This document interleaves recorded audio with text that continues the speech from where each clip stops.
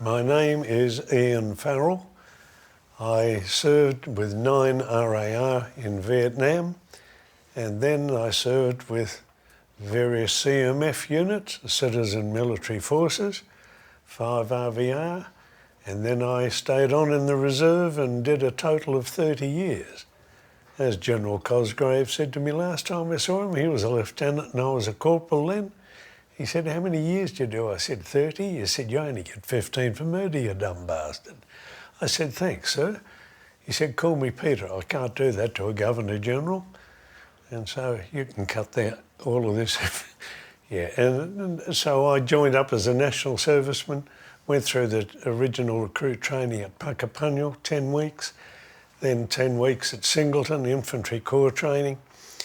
And at the end of that, I was one of those lucky 19 who got selected to do an instant Carter course and become the rank of corporal and attack the next busload of recruits that came in and put them through what we'd just done for the last 20 weeks. I then got shuffled off down to 3 RAR, or site in Woodside, South Australia. 9 RAR replaced 3, and we did our pre-op training.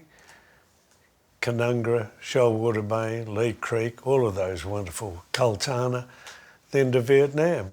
These are my medals, Vietnam, and the fact that I stayed on for a long time, I've got 2 long service medals. One is a Reserve Force medal, and the other one is, for officers, a Reserve Force decoration.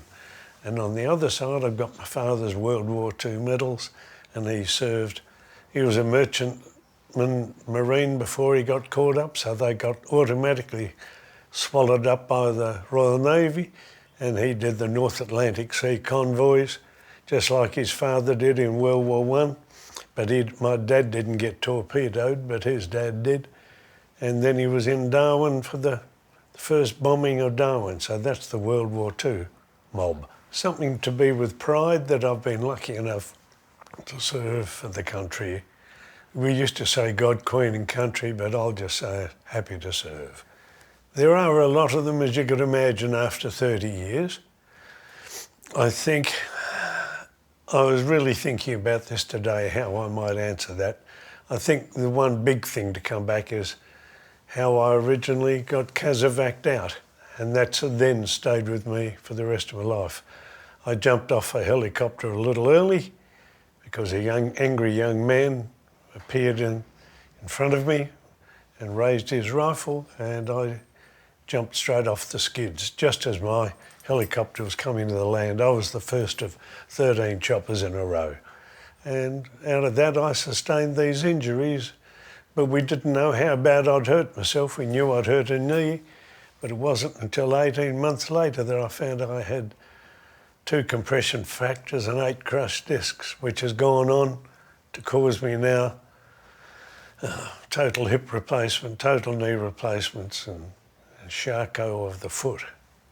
Didn't know how much I hurt myself at the time when I first jumped out of the chopper. Funny about that, when you're on a 2-way rifle range and he's likely to shoot at you and the adrenaline pumps, so as soon as I hit the ground, my section was right with me and we all together, and we had to work hard. And then the rest of the platoon, that was 3 choppers, came in. The rest of the company came in, so there were 13 choppers all told.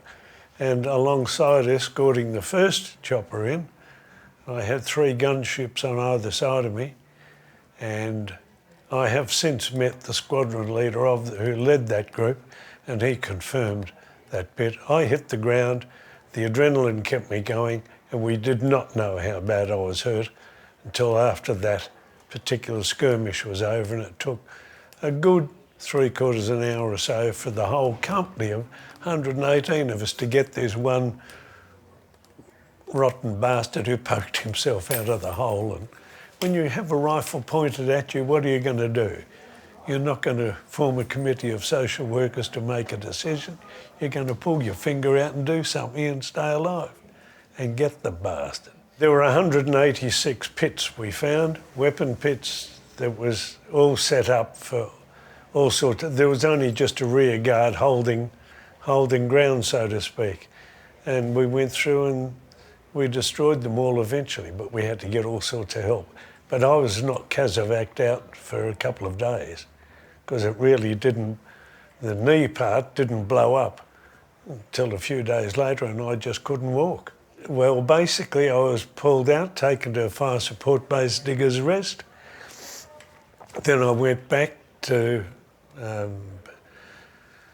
Nui Dat, where 9RAR were, and then I was informed that I'd be going on such and such a day with the rest of my intake who were leaving at that stage, and I think there were 79 or so of us, and we then went home. The rest stayed there. My section stayed on the ground, which I know is what was part of what caused my PTSD, the fact that I wasn't there with them. And as I was being winched out by the chopper, I found out that one of the guys who was put in to replace was shot. Well, I always felt for years that he wouldn't have got shot if I was still there. Well, that's what I learnt by doing my 28-day PTSD live-in course. Thank God they don't do it like that anymore. I really learnt to hate that, but it helped me bring it out. Without it, I wouldn't be the guy I am today who will speak about it, because for 35 years I wouldn't speak about it. I was very happy to be called up for national service. I was ready to do what we were told in those days, and we believed that some of us might go to Vietnam. Indeed, some of us did. As a result of the injuries and things, and then staying on in the CMF and the reserve, I went up in rank. So I went from being a corporal in the battalion as a section commander to being a captain, and I was a captain for the last 18 years of service.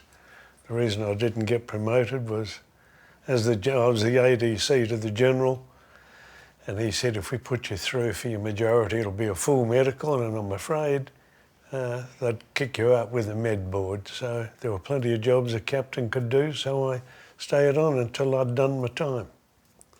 That's it. Anzac, I was asked, what does Anzac mean to me?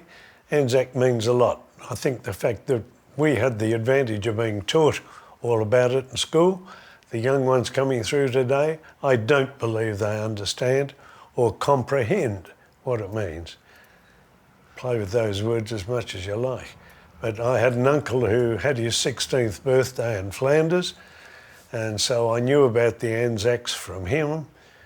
And then as it went through the rest of all of his life, and he stayed alive until I got home from Vietnam, and he snuffed it thereafter.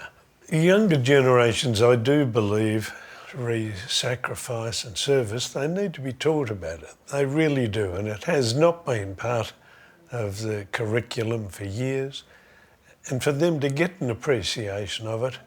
And I think the community generally at large today, the younger ones, really don't understand what we old blokes have been through.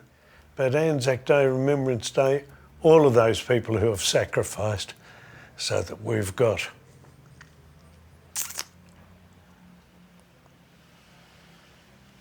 just give me a minute.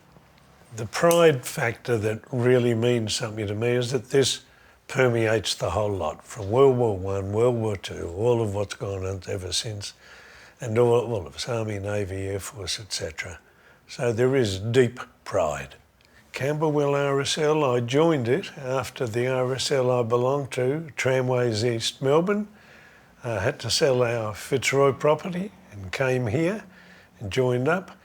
But also I'd heard about the RSL right from my uncle back from the early 1920s. So, and my father being in the RSL as well.